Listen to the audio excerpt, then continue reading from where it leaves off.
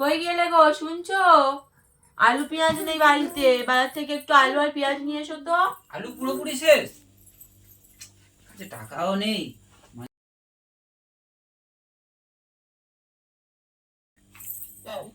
চলো দেখা যাক। বাবু আমার কাছে তো টাকা নেই, তুমি কি নিয়ে বাজারে যাচ্ছ? তুমি কি তোমার যে দাদুর তলটা নিয়ে আসবে ছিঁড়ে? এই চুপ কর, সংসার তো আর করিস নি, করো বুঝবে বইয়ের কি জ্বালা। চ বাজারে যাবো চ। বাবু আমি শীতের সময় যাব না তোমার। যাবে না বলে সাইকেলটাকে জোর করে বার করলাম, বার করে ওকে সঙ্গে করে নিয়ে চলে গেলাম বাজারের কাছে। তো বাজারে চলে এসেছি, চলো বন্ধুরা আলুর দোকানে যাবো।